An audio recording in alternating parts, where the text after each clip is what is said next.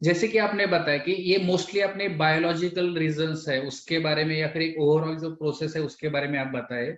तो इसमें अगर हम देखे जाए कि बायोलॉजिकल या जैविक रीजन होते हैं, तो उसमें जो मतलब क्या ये फैमिलियल है, या फिर अगर घर में किसी को है तो और किसी को होने के चांसेस है, इसके बारे में आप थोड़ा सा बताएंगे? या फिर कौन से केमिकल होते हैं जो इसमें इन्वॉल्व होते हैं, उसके बारे में आप थोड़ा सा बता सकते हैं? इसमें बदन को उत्तेजित करने वाले केमिकल्स ज्यादा होते हैं।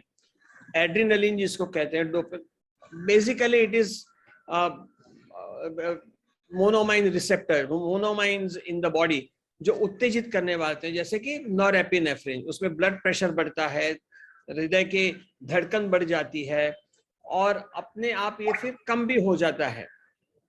सेरोटोनिन जो शांति पैदा करने वाला रसायन है, वो कभी किसी का कहना है कि एक ये मायूसी से जुड़ी हुई बात है जिसमें सेरोटोनिन का प्रमाण कम होता है, मगर मेरा कहने का मकसद ये है कि कौन सा रसायन कब कहाँ काम करेगा उसके बारे में गंभीरता से सोचने के बजाय ये सोचो कि भले कोई भी कारण है, हमारे जब समस्या तेज हो तो कोई भी व्यक्ति घबराहट महसूस करेगा, मगर जिनको पैनिक डिसऑर्डर है उनकी क्षमता कम होती जाती है।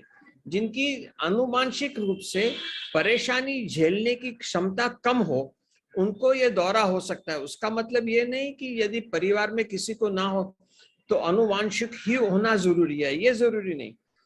जब समस्या अधिक गंभीर हो और आदमी अपने आप को बेचैन सा महसूस करे तब ये घबराहट महसूस होगी।